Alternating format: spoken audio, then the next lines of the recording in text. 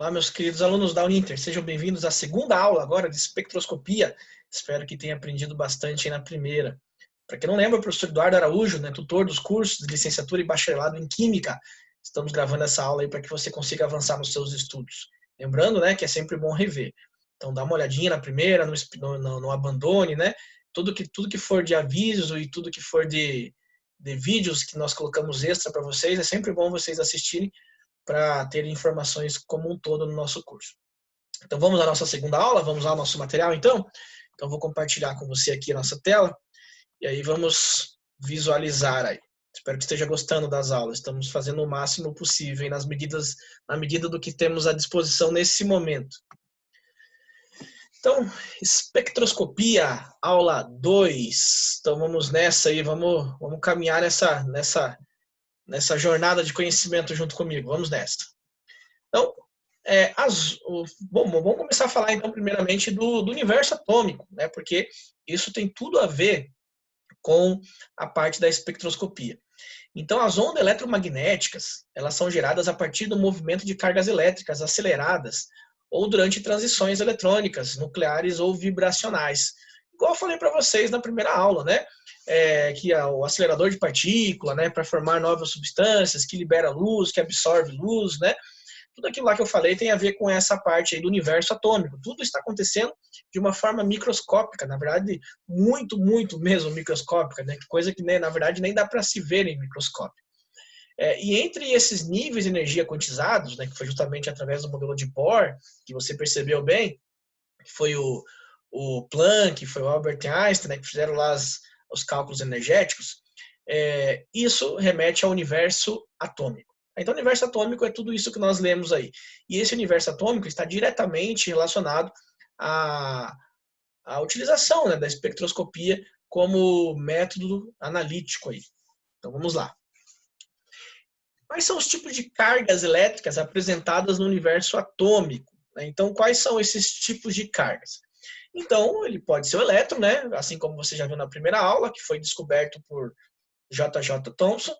Só que existe também as moléculas, porque a molécula pode ser polar ou apolar, né? Então, isso ser polar ou apolar é simplesmente uma relação de cargas, tá? Então, é uma relação de ter sinais, né? Se eu tiver elementos positivos, né? Isso significa que você tem um metal que está, ou um elemento que está doando elétron.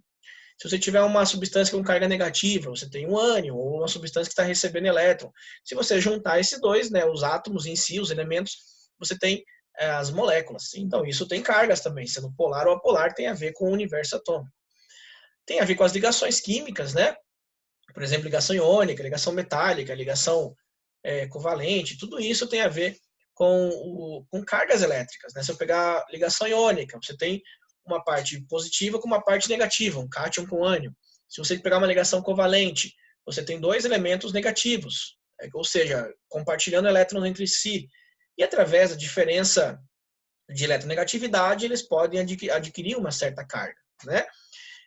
E se pegar a ligação metálica, da mesma forma, né? São elementos que estão doando elétron, né? Então aí você tem o arranjo de cargas em si. E também temos o arranjo atômico do tipo de polo elétrico, né? Sendo que esse prefixo de polo tem a ver com a formação de cargas, dipolo, dois polos. O que é um polo? Cátions e ânions, né? Então são os tipos de carga elétrica relacionados ao nosso universo atômico, né? Bem importante para você lembrar isso aí, principalmente na hora da sua provinha. Só que tudo que você viu até agora, né, que fala sobre espectroscopia e tudo mais, tem a ver com a relação da luz, o estudo da luz em si. Então, nada mais importante do que falarmos sobre luz. Então, vamos continuar aí. Então, o que é a luz? Então, a luz consiste em ondas eletromagnéticas que oscilam em todas as direções. Então, você está visualizando nessas tuas imagens aí, ó. Aqui você tem os comprimentos de onda, né? Então, por exemplo, aqui, ó, rádios, ondas de rádio, micro-ondas, radiação infravermelha e a luz visível. Então, a luz visível, veja aí, está entre 10 a menos 5 e 10 a menos 7 aqui, né? Comprimento de onda. Aí tem a ultravioleta, que já começa a diminuir um pouquinho mais o comprimento de onda, ó, né? De 10 a menos 7, aqui aproximadamente, até aqui a 10, um pouquinho menor que 10 a menos 9. Aí tem os raios X e os raios gama. Tá? Então perceba que aqui, ó, a onda eletromagnética, no caso a luz visível, está nessa faixa aqui de comprimento de onda. Tá? E aí quando você tem essa faixa, né, cada comprimento de onda específico gera uma coloração específica. E esse é o ponto principal. O comprimento de onda, a frequência, o comprimento de onda vai gerar uma cor. E essa cor e esse comprimento de onda, posteriormente você vai ver que nós vamos chamar de bandas. Vai gerar uma banda específica e essa banda específica será utilizada para você identificar o elemento a qual você está analisando quimicamente. Tá? Então, veja nessa imagem aí, ó, que é isso que eu estou comentando com você. Vou tirar aqui minha imagem para você analisar aí os comprimentos de onda. Então, perceba justamente isso, né? Ó. O vermelho aqui, por exemplo, ó, você tem o comprimento de onda aqui 700 nanômetros. Então, a luz visível, ela vai de 400 a 700 nanômetros. Acima disso seria o infravermelho e abaixo de 400 seria ali o ultravioleta. Tá? Então, perceba aqui ó, os comprimentos de onda, né? Conforme você tem uma diferente coloração. Tá? Então, a vermelho é 700, aqui o laranja 650, o amarelo ó, 600, o verde 550 e assim por diante, tá? E isso será usado aí para as posteriores análises químicas. Então vamos lá. Vou pegar um exemplo de energia, né? Então você percebeu o seguinte, eu até vou voltar nesse slide para falar uma coisa que me passou aqui, né? Que é importante. Então cada comprimento de onda desse gera uma quantidade de energia diferenciada. Já ouviu falar do termo cores quentes e cores frias? Esse termo que é usado muito na parte de artes, ele tem tudo a ver justamente com essa definição aí. Então, cores quentes são aquelas que possuem uma maior quantidade de energia. Por quê? Quente, você pensa em calor, pensa em calor. Então, quanto maior a quantidade de calor, mais quente fica. E como é que você pode identificar isso através da cor? Aí essa quantidade de energia, ela pode ser quantificada, justamente pelas formulazinhas que nós iremos ver agora. Então, ó, calcule, por exemplo, aí, ó. Então, calcule o valor de energia de um fóton correspondente ao comprimento de onda lambda, aí ficou meio cortado, mas é lambda, igual a 100 nanômetros. E a formulazinha que você vai usar é essa daí, ó, que é justamente aquela formulazinha que você viu na primeira aula, que era a de Planck. Tá? Então, esse E significa energia, o H é a constante de Planck, esse C é a velocidade da luz no vácuo, e esse gama aí é o comprimento de onda, tá? Comprimento de onda. Que aí você acabou de ver ali, 700 e 450, 500, né? Aquele é o comprimento de onda ali, tá? Então, vamos começar a anotar os dados. Então, você tem aqui ó, o comprimento de onda igual a 100 nanômetros. Então, qual que é o valor do C? Lembra o valor do C? 3,0, né, vezes 10 elevado lá, aquele valor que eu falei na primeira aula, tá? Enfim, o próximo slide vai mostrar isso para vocês aí, tá? Então, de uma forma simplificada, ó, eu quero calcular aqui a quantidade de energia. Então, aqui a constante de Planck, né? Então é 6,63, estou arredondando aqui, tá, pessoal? Vezes 10 elevado a menos 34, aí você tem a velocidade, né, da luz aqui, ó, no vácuo, né, no vácuo, 3,0 vezes 10 elevado a 8, e o comprimento de onda, que era 100 nanômetros, veja aqui, ó, 100 nanômetros, certo? Só que eu preciso usar ele em metros para usar o meu sistema internacional. E esse nano, você tem que a equivalência do 10 a menos 9. Ó. Então, esse 10 a menos 9 corresponde justamente ao prefixo nano. Tá? Então, aqui você, no lugar do nano, você colocou 10 a menos 9. Então, isso aqui ó, já ficaria em metros. Como se fosse uma transformação. Não, é uma transformação de unidades. Tá? E aí, simplesmente, você faz as continhas aqui, né? Ó. Esse vezes esse dividido por esse, você vai encontrar o valor em joule. Tá? Essa unidade aqui vai ser joule. Então, 1,989, né, 989 vezes 10 a menos 18 joules, a energia. E qual seria a quantidade da energia em electrovolts? Que nós estamos mais acostumados com essa, né? Então, tem que saber a transformação. 1 electrovolt é igual a 602 vezes 10 a menos 9 joules. Isso aqui é uma constante, tá? Como se fosse uma unidade de transformação. Só que eu não tenho 1,62, né? 602, 10 a menos 19 joules. Eu tenho 1,989 vezes 10 a 18. Então, eu coloquei aqui, ó. Aqui eu coloco o meu x. E aí eu multiplico cruzado aqui, né? Esse vezes esse. E esse valor vezes esse, regrinha de 3. E aí você resolve, isola o x e vai encontrar que o valor do x aqui em eletrovolts seria 12,42 eletrovolts. Tá? Então, é simplesmente usar as constantes. Nada mais é do que uma substituição aí. Então, se o teu comprimento de onda fosse 100 nanômetros, você teria o valor aqui em equivalente a eletrovolts, né, de 12,42. Então, simplesmente você poderia pegar esses valores aqui, né, ó, 700 nanômetros. Ó, 700 nanômetros. Aí você faria a conta por 700 vezes 10 a menos 9. Se fosse 650, 650 vezes 10 a menos 9. E assim por diante. Por exemplo, 500 nanômetros. 500 vezes 10 a menos 9, que seria o comprimento de onda. E aí você substituiria esse valor como eu fiz aqui. Tá? Porque o constante de Planck, isso aqui é constante, não vai mudar. A velocidade da luz no vácuo também não vai mudar, isso aqui é constante. Então, somente isso aqui, ó, que ficaria variável. Tá? Então, você vai pegando o comprimento de onda, transformando ele em metros, e aí simplesmente joga na formulazinha aqui e acha o cálculo. Tá? Então, você vai poder fazer isso lá na prova usando uma calculadora também, para ficar mais fácil. Tá? Então, é bem assim que você faz. Falando de luz ainda, deixa eu voltar aqui para a tela para você me ver um pouquinho. Então, falando de luz ainda, nós temos um conceito bem importante. O que é a luz? Bom, começa por aí, né? Então, o que seria a luz? Então, você pode perceber nessa imagem aí, ó, que você tem a luz não polarizada, está sendo mostrada aqui para você no comecinho, né? Ó. Então, a luz não polarizada. Bom, então o que é a luz? A luz, ela vai para todas as direções, tá? Então, ela é o feixe luminoso que você pode representar assim, ó. Ela vai para cima, para baixo, para a direita, para a esquerda. Ela também pode ir em forma diagonal. Então, a luz, ó, nós representamos desse jeito inicialmente, que é a luz não polarizada, que significa que ela vai para todas as direções. Então, essa luz não polarizada está sendo mostrada aqui nesse desenho inicial, certo? Ou seja, vai para todas as direções. Agora, quando você quer polarizar a luz, ou seja, você quer direcioná-la, né, como por exemplo um feixe de laser direcionado, vai só para um ponto, ele não espalha, né? Então o que você faz? Você passa num polarizador. Polarizador nada mais é como se fosse um filtro, tá? Então imagine aqui, ó, esse polarizador vertical. Então veja que as fendas, eles estão aqui, ó, no formato vertical.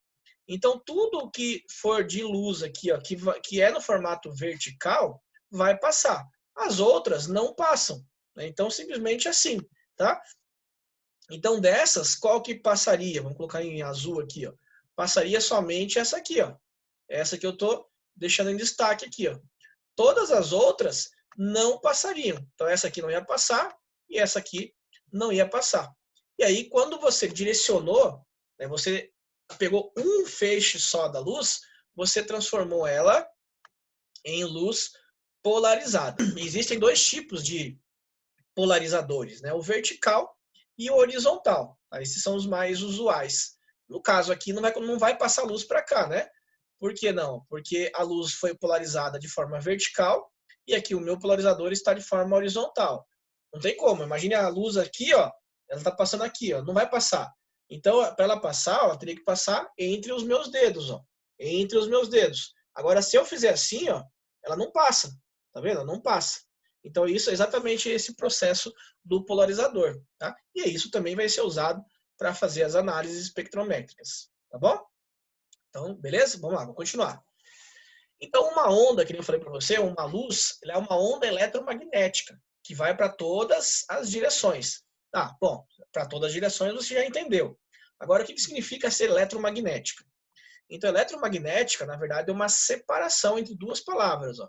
Elétrica, então é uma onda elétrica, e uma onda magnética. São dois tipos de onda que nós temos aí. Tá? Uma se propaga no vácuo, a outra não se propaga no vácuo, né? No caso, a eletromagnética, enfim. Isso daí é a parte de física que a gente não vai entrar tanto nesse mérito. Mas então são duas ondas, uma onda elétrica e uma onda magnética. Então, essas duas ondas, elas formam um ângulo de 90 graus entre si. Então imagine que a onda elétrica está aqui. A onda magnética, ela estaria aqui, ó, formando um ângulo de 90 graus entre si, tá? Ou se a onda elétrica estivesse aqui, a onda magnética estaria aqui, ó, formando um ângulo de 90 graus. Que é exatamente essa imagem que você está vendo. Então, nesse plano em azul, eu tenho aqui, por exemplo, o field electric field, ou seja, a onda elétrica, tá? Então aqui, ó, a onda elétrica. Ó. Então ela está vindo aqui, ó, onda elétrica, certo? Tá, tô deixando a mesma cor ali, mas você está conseguindo visualizar, né? Ó. Então a onda elétrica está fazendo esse movimento, né? Esse percurso aí sinoidal. Agora, o campo magnético tem que formar 90 graus. Tá? Então vamos colocar aqui de uma outra cor, vamos colocar de vermelho para seguir o desenho. Então aqui, ó, essa onda aqui, ó, seria a onda magnética. E aí entre elas, esse ângulo de abertura é um ângulo de 90 graus, tá? Então elas se propagam junto, comprimento de onda. Eu já falei para vocês, né? Ó, é a distância entre uma crista ou um vale e uma crista ou um vale. Então aqui é o teu lambda, que é o comprimento de onda, tá? Que é justamente esse valor que você vai usar para calcular a quantidade de energia, tá? Então se você voltar aqui na formulazinha, ó, perceba que a energia, ó, ela tá assim, ó, energia é igual a constante de Planck vezes a velocidade da luz dividido pelo quê? Pelo comprimento de onda, certo? Dividido pelo comprimento de onda. Então, quanto maior for o teu comprimento de onda, a relação da energia é inversa, né? Menor seria a quantidade, né? Menor seria a quantidade de energia. Por exemplo, se eu botar um 500 aqui, ó, um 500 aqui, vai ser 5 vezes menor. Então aqui daria 2 ponto alguma coisa, né? Então, quanto maior for o comprimento de onda, menor vai ser a relação da energia, justamente porque eles são inversamente proporcionais, tá? Então, igual eu havia comentado no começo, que na verdade é o processo inverso, né? Aqui tem o maior comprimento de onda, menor energia. Aqui é o menor comprimento de onda, terá uma maior quantidade de energia, tá? Eu falei da energia em relação ao comprimento de onda, porque também gera a quantidade de calor, né? Então aí você vai ter a diferença das cores frias e cores quentes. Então, vamos voltar lá. Beleza? Então, isso daí que você tem. Tá? Então, é uma onda eletromagnética que vai para todas as direções, sendo que você tem uma onda elétrica e magnética formando um ângulo de 90 graus entre si. Continuando ainda sobre a luz, então a luz e outras ondas eletromagnéticas, algumas vezes, se comportam como ondas e outras vezes como partículas. Lembra de alguma coisa parecida com isso? Tinha a ver com elétron, né? Exatamente como a gente viu na primeira aula. Então, o comportamento ondulatório ele pode ser determinado pela interferência e difração, que é justamente a parte da ondulatória que estuda essas referências aí. A interferência, uma onda atrapalha a outra, né? Pode ser interferência construtiva ou destrutiva. Né? Então, a construtiva, você vai aumentar a amplitude dela. Então, ela está com uma amplitude, que é o tamanho, né? É a distância, ó, que só para você entender o que eu estou falando, vou desenhar. Então, aqui você tem uma onda. Então lembra, né? Ó, aqui uma onda, a distância entre duas cristas é o comprimento de onda. Agora, a distância do ponto mais alto até a parte mais baixa, que chama de amplitude. Então, existem interferências construtivas, que você tem uma amplitude, e aí quando duas ondas se sobrepõem e é de forma construtiva, vai aumentar essa amplitude. Ou a destrutiva, tá? Que aí você tem uma amplitude, e aí essas duas ondas se sobrepõem e você diminui a amplitude. Tá? Imagine um rádio. Você está vendo um rádio, de repente a voz aumenta bastante da pessoa que está falando, mas você não mexeu no volume. Foi uma onda construtiva ali que se sobrepôs. Agora você está ouvindo alguma coisa lá na rádio, por exemplo, né? E de repente fica mudo. Acabou. Você não ouve mais nada. E não foi defeito lá da emissora. Isso pode ter sido uma onda destrutiva, né? Tava vindo a onda, elas se sobrepuseram, acabou a onda. Diminuiu ou simplesmente acabou, você não ouve mais nada, porque não tem mais a onda de som, né? Então, só para você entender a onda construtiva e destrutiva. A difração seria praticamente a mudança ali de direção. Já o comportamento corpuscular, ou seja, é considerado como se fosse matéria, ele é determinado pela emissão e absorção de fótons. Tá? E o fóton, uma luz, né? Você pode estudar isso justamente na parte da física básica, física mecânica mesmo, né? Aquele x igual a vt do MRU, ou das equações de MRUV para medir velocidade e tudo mais. Porque é uma partícula, né? Então você pode estudar nas mesmas formas que você usaria para movimentação de partícula. Então a luz tem essa propriedade interessante aí, dá para estudar em ambos, na ondulatória, mas também como se fosse corpuscular, tá? Então vamos continuar aí. Quando está falando de lâmpada, o que vem na tua cabeça? Quando está falando de luz, desculpa, o que vem na tua cabeça? Vem tudo de lâmpadas. E como é que a luz ela se forma nas lâmpadas? Então vamos ver alguns tipos aí. Então, por exemplo, a primeira lâmpada fluorescente. A gente não vai ver todas, tá? Que não ficaria muito cansativa a aula e a ideia não é essa. Eu sei que tem um monte de texto aí, tá? Mas daí depois você vai poder olhar esse material. Eu só vou para a parte que mais importa para não simplesmente ficar lendo a slide, né? Então, o que importa é essa parte que está em amarelo. Os elétrons do gás inerte, então o que eles fazem? Essa aqui representa uma lâmpada, tá? Aqui tem uma lâmpada, então eles fecham aqui a lâmpada, né? Então, fechada, como se fosse a lâmpada fluorescente. Então, eles colocam aqui uma corrente elétrica, né, que gera os elétrons. Lembra que o elétron se propaga em linha reta, né? A gente viu isso na primeira aula. E dentro desse bulbo, dentro dessa parte de vidro, eles colocam um tipo de gás ali dentro, né? Geralmente um gás que não reage facilmente, um gás nobre, o hélio, o neônio, né? O xenônio, a lâmpada de xenon, por exemplo, né? E aí, quando esses elétrons eles se chocam nessa molécula, nesse átomo em si, né? Acontece o quê? Tudo que acontece de fluorescência é porque o elétron está se chocando. Então, quando você vê alguma coisa brilhando muito, é porque elétrons está se chocando ali. Tenha em mente isso, tá? E aí gera aquela fluorescência. Então, nada mais é do que isso. Os elétrons do gás inerte, que está aqui dentro, se movem de um lado para outro com alta velocidade. Eles estão se movendo ali, os elétrons desse gás, né? E aí, a colisão entre os átomos, que eles colocam um bulbo de mercúrio, uma parede de mercúrio também dentro, faz com que se bata nessa parede de mercúrio e aí, consequentemente, emite a radiação ultravioleta, tá? Um revestimento interno com esse material apropriado, por exemplo, o halofosfato de cálcio, né, que é um tipo, parece uma lâmina, assim, parece uma película que você olha, meio esbranquiçada, não vai quebrar esse tipo de lâmpada, tá? Mas ele sai um pozinho meio branco, assim, quando você quebra, que é justamente o halofosfato de cálcio. E aí ele faz o quê? Qual que é o papel desse halofosfato de cálcio?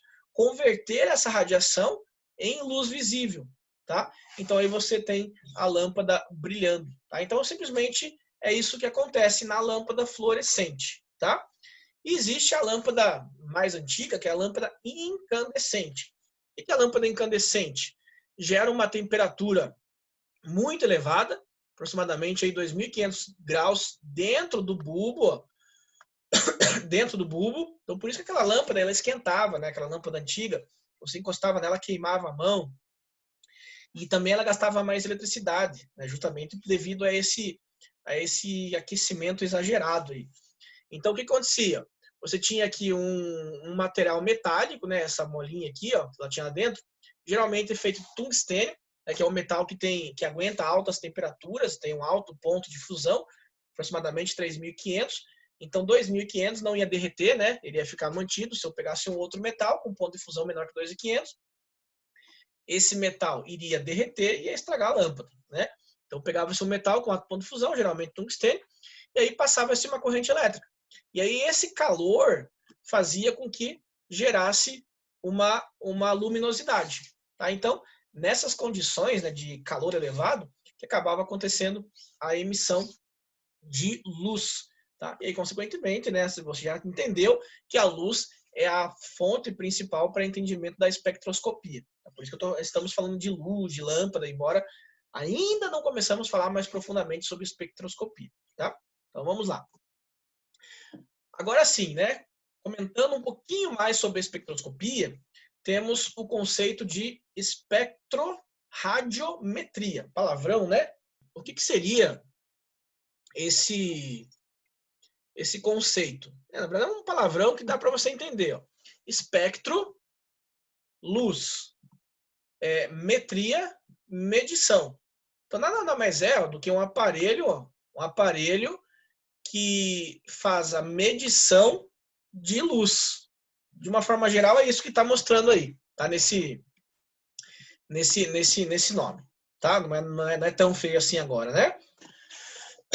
Então, a espectrorradiometria ela é uma técnica usada para medir a distribuição espectral de potência, chamada DP, de radiação emitida por uma fonte. Para isso, a radiação ela deve ser separada em bandas. Mais à frente você vai entender bem isso. De comprimento de onda.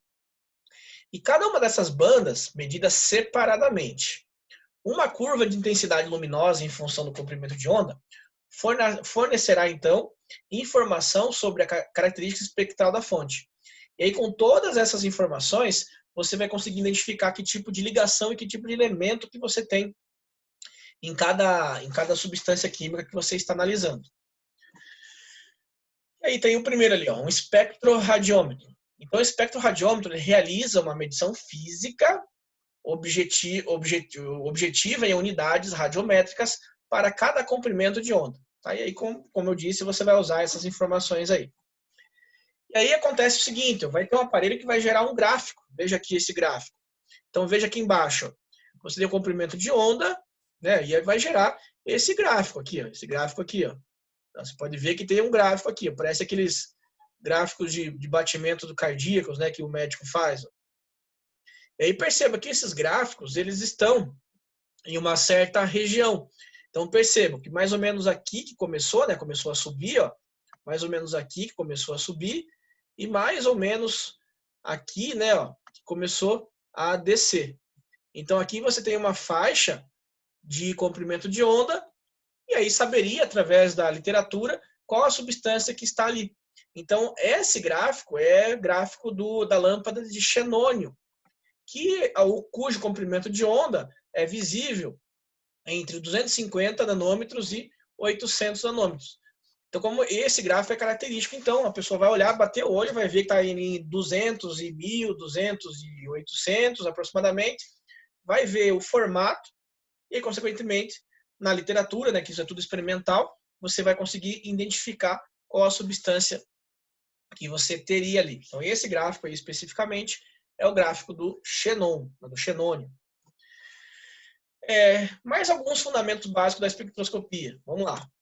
Então, a espectroscopia, ela é, como você já entendeu bem, né, desde a primeira aula, ela representa um processo relacionado à luz. Então, o termo espectroscopia, que eu vou apagar aqui a minha imagem, ou em alguns casos espectrofotometria, é a designação para toda técnica de levantamento de dados físico-químicos através da transmissão, absorção ou reflexão da energia radiante incidente em uma amostra. Então veja aqui, ó. Então aqui você tem lá uma certa amostra, por exemplo. Tem uma amostra aqui, ó. Tá? Então esse azul seria a tua amostra, uma amostra qualquer. Tá? E aí você vai fazer com que passe a luz, né? Seja projetada a luz nessa tua amostra. Então quais são as três coisas que podem acontecer? Bom, é simples. Essa luz pode ser absorvida, então tá mostrando aqui, né, ó. Ela pode ser transmitida, então ela tá vindo, claro que ela vai ter um certo desvio, né, de acordo com a física, mas ela pode ser transmitida, ou ela pode ser refletida.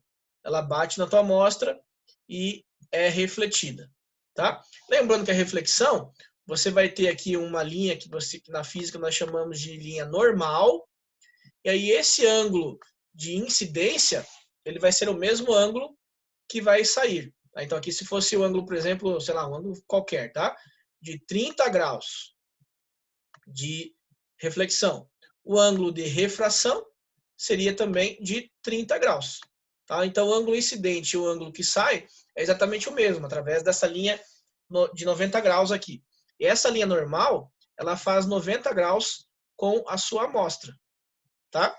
Então, aí você podia identificar também que esse ângulo aqui, ó, seria equivalente a 60 graus, e da mesma forma esse aqui, ó. Aqui seria equivalente a 60 graus, porque tem que dar 90 a linha da normal com a linha da sua amostra. Tá? Então, isso seria o termo básico aí da transmissão, absorção ou reflexão da energia radiante incidente em uma amostra. Em relação à transmissão, tem 3 tipos de transmissão. Qual seria? A transmissão direta, então perceba aqui, ó, a luz branca, né, está vindo aqui, ó, e ela passa sem desvio e sem perda de quantidade. Isso seria a transmissão direta, como se não tivesse nada na frente. Aí existe a transmissão difusa, perceba pelo calibre da linha. Aqui está mais grossa, agora ficou mais fina. Então pode ocorrer uma perda e um certo desvio da luz. E existe também a seletiva. O que é a seletiva? Ela vai absorver alguma coisa. Então imagine que a tua amostra aqui, ó, tem essa cor vermelha. Como é que você vê a cor dos objetos? É bem simples, né? Embora vai ter um slide daqui a pouquinho, mas é assim, ó. Você vê verde. Lembre que tudo que é baseado na luz que você vê é a luz branca que é a fonte de tudo, né? Então a luz branca vem, lembra que é a luz branca, né? A somatória de várias cores. Então a luz branca vem, bate nesse objeto e a cor que você vê é justamente a cor que vai ser refletida. Todas as outras vão ser absorvidas. Essa minha blusa aqui é preta. Por que você está vendo preta? Porque a luz vem, bate aqui e absorve tudo. Nada está voltando para você. Então você está vendo preto. Agora, por que, por exemplo, que essa minha caneta aqui é azul? Porque a luz vem, bate aqui, todas as cores são absorvidas, menos a azul. A azul bate e vai em direção ao teu olho, que aí você vê a cor azul, tá? Então essa seletiva significa justamente isso. Uma parte da luz vai ser absorvida, outra parte da luz vai conseguir passar ou ser refletida. E aí você vai ver a cor referente àquela que conseguiu passar. É como se fosse lá o processo de polarização, aquele filtro, né? Uma parte passa e a outra não passa. E aí está mostrando o que eu acabei de falar para você, né? Então a absorção acontece em 2 tipos. A absorção total. O que é absorção total? Vem as cores, né? Todas as cores do arco-íris, que é a nossa base de referência, né? E aí essas cores vêm, batem aqui e nada é refletido. Ou seja, nada volta para o teu olho. Então isso é absorção total. Agora, o que seria a absorção parcial?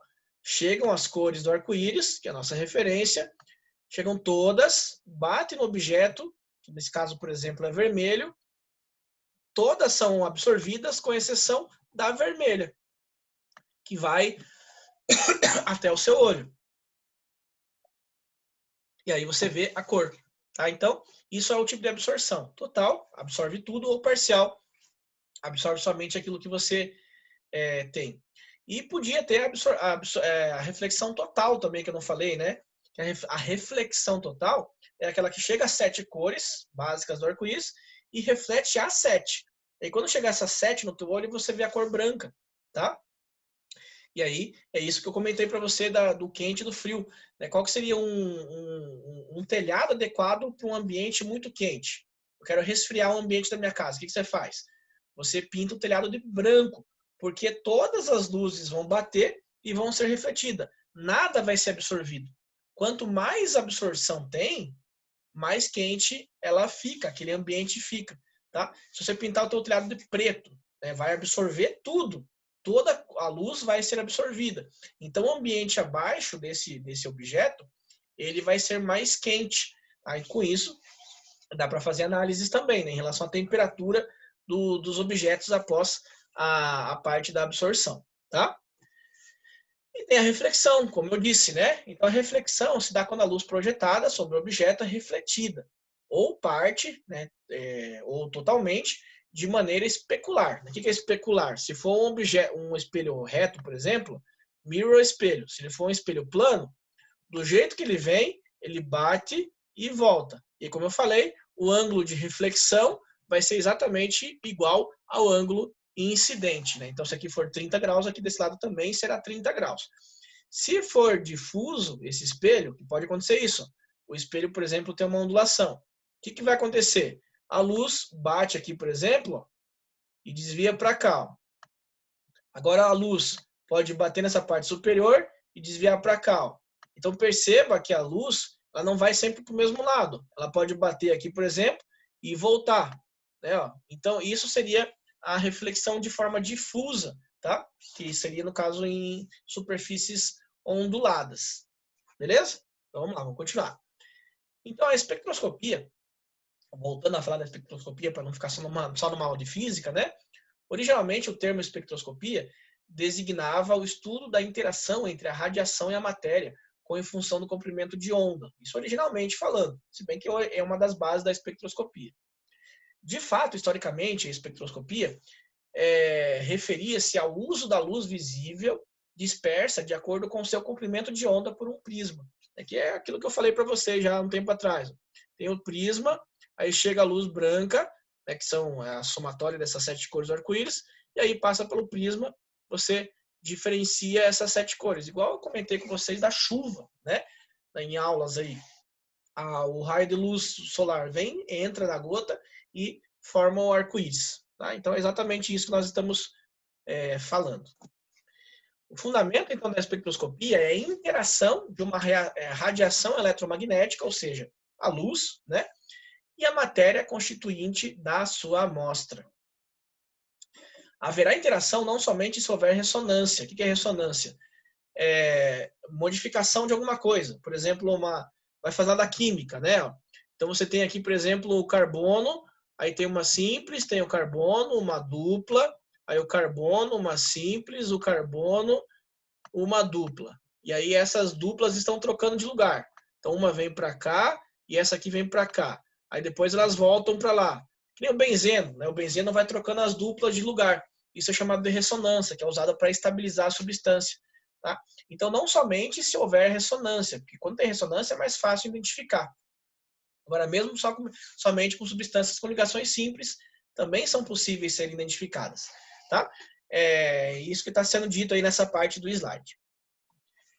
E quais são os tipos de espectroscopia que existem? Nós estamos falando da base, mas quais são os tipos?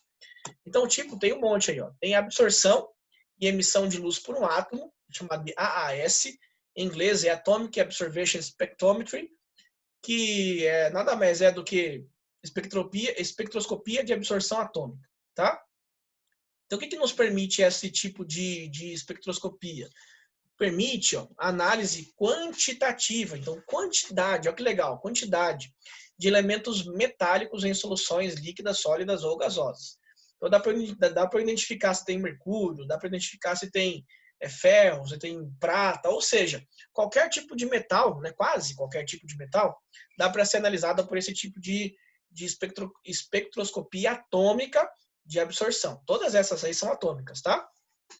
Aí tem também a espectroscopia de emissão atômica. Ó, essa primeira é a absorção. Absorvendo, agora tem a emissão, que é chamado de espectroscopia de emissão atômica por chama, igual eu comentei para vocês nas primeiras aulas. Né? Na primeira aula, que é referente ao teste de chama, lá do modelo de Bohr. Né? Então eu queimo uma substância, essa chama vai queimar a substância e vai gerar uma cor. Aí com essa cor, eu consigo fazer as devidas identificações. E também tem a espectrofotometria de emissão atômica, ou chamada também de óptica, que é por plasma indutivamente acoplado. Nome esquisito, mas é o nome, tá? Então, esse tipo de emissão atômica, ela não necessariamente é por fonte de calor, de fogo, né? Mas ela seria por essa fonte de emissão através do plasma acoplado. Tá? Então, não necessariamente por fogo, mas por outra forma de emissão de energia. Temos também a espectroscopia molecular, né, que seria a absorção ou emissão, tendo em conta características das moléculas de estudo. Isso é devido à vibração molecular. Então, as moléculas elas têm uma certa vibração. Elas fazem uma vibração, outra vibração, ou vibração desse jeito. Então, conforme a vibração que ela tem, você tem um tipo de espectroscopia molecular, né, característica. Ou também pode ser simplesmente a rotação. É que essa aqui não dá para entender direito, né? Mas seria mais ou menos assim, ó. Vou pegar a mão mesmo. Então, imagine que a água tem a geometria angular, que a água é desse jeito. Vou abrir aqui a tela para ficar mais fácil você visualizar. Então, a água tem esse formato, né, ó. E aí ela vai fazendo isso aqui, ó. Isso aqui, ó, seria uma forma de vibração, tá? Se eu tiver, por exemplo, a angular, a geometria linear, ela pode fazer essa vibração aqui, ó, esse movimento. Tá? Então, conforme o movimento das moléculas, você pode identificar também o tipo de interação que ela tem, né? Consequentemente, usar essa técnica para saber qual a substância que você tem ali, conforme a substância que você está analisando. Tá? Então, ela também pode ser chamada de espectrofotometria de infravermelho, espectrofotometria de ultravioleta visível e espectrometria de RMN, ressonância magnética nuclear. Esse UV-vis é o ultravioleta visível, tá? Ou infrared, a ultravioleta é infrared, ou infravermelho, tá? E aí, então, ó, continuando, nós temos, né, várias outras relações aí. Então, vamos compartilhar novamente aqui. Então, continuando, ó, espectrometria de massa. Esse é bem interessante. Então, existe uma luz monocromática, né, com um único comprimento de onda, isso significa monocromática, e é usado o uso de prismas, né, para fazer aquela dispersão, né, da luz, o grating ou filtro. O filtro no sentido de polarizador. Na prática, é impossível obter através, né, de alguns métodos. Mas por quê? Porque existe uma lei que é chamada de lei de Lambert-Beer, que é bem visto na física, e aí conforme a concentração que você tem, se for muito elevada, você não consegue identificar, porque se for muito elevada, a luz não vai conseguir passar pela sua amostra. Então, para que você consiga usar esse tipo de material, ela precisa fazer com que a luz atravesse. Então, se tiver uma concentração muito elevada, né, essa substância vai ser como se fosse uma parede, a luz não vai conseguir atravessar, e aí você não vai conseguir fazer análise nenhuma. Tá? Então, na prática, não é que seja impossível, é que você precisa de soluções altamente diluídas, ou seja, concentrações mais baixas. Tá? E aí a formulazinha, né, que você vai usar para fazer as devidas relações ali, que na verdade é o computador que faz, mas enfim, só para você ter conhecimento, é essa aqui, ó. Absorvência é o A log de 10 da parte inicial com a parte final. A parte inicial mesmo, o que mais importa para a gente seria essa aqui da fórmula, porque a parte anterior seria a determinação dessa forma. Então, essa absorbância é o E, que é a absorvidade molar, né, que é o mole por centímetro, vezes centímetro. Aí esse B seria a distância, né? Lembrando que ligação simples tem uma distância, ligação dupla, a distância é menor, ligação tripla, a distância é menor ainda. Então, isso aqui consegue identificar para você, ó, o tipo de ligação que você tem, tá? E esse C seria a tua concentração. Tá? Então, quanto maior a concentração, maior a observância. Quanto menor a concentração, menor a observância. Só que tem que tomar cuidado, que se for uma concentração muito alta, a luz vai bater, não vai passar, e aí, consequentemente, você não vai conseguir identificar nada. Tá?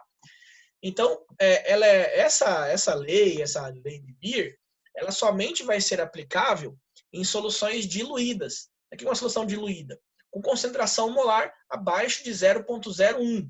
Então, se for uma concentração acima disso, você já vai ter dificuldade de visualizar. Só para você saber o que é o Lambert, né? O Lambert-Beer, em 1870, ele observou a relação entre a transmissão de luz e a espessura da camada do meio absorvente. Quando um feixe de luz monocromático atravessava um meio transparente homogêneo, cada camada deste meio absorvia igual à fração de luz que atravessava, independentemente da intensidade que a luz incidia. A partir dessa conclusão foi enunciado a seguinte lei. Então, o que está em roxo aí é o que você acabou de ler, só que escrito de uma outra forma. Então, a intensidade da luz emitida decresce, ou seja, diminui exponencialmente à medida que a espessura do meio aumenta.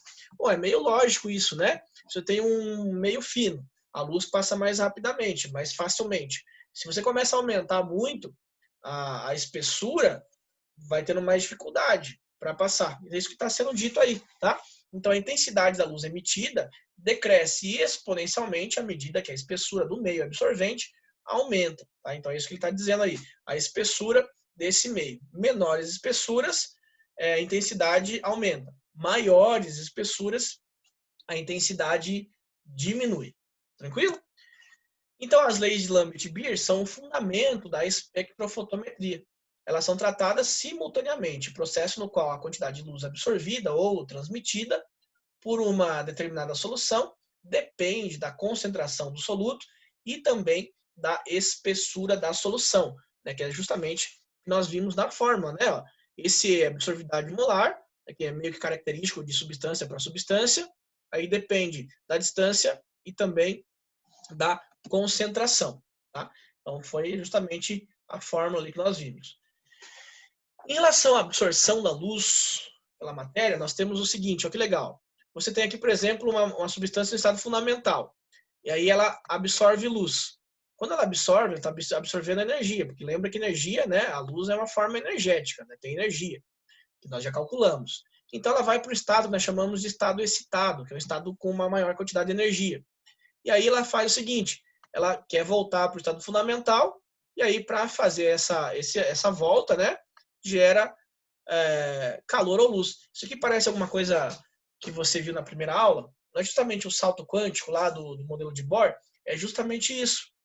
O estado fundamental vai para o estado excitado, quando volta para o estado fundamental, gera calor ou luz, né? Geralmente pensando em luz. É exatamente aquilo que nós vimos lá na primeira aula do modelo, por isso que nós vimos aquele modelo, para você entender bem do que se trata essa absorção da luz pela matéria. Tá? E aí, nós finalizamos, então, né, essa segunda aula. Espero que você tenha gostado, né? Tem bastante conceito físico, que é justamente para entender luz e tudo mais, que essa é a base da espectroscopia, né? Então, qualquer dúvida, né, não deixe de procurar sua tutoria e sempre nos colocamos à disposição para ajudá-los no que for possível, tá? Então, um grande abraço.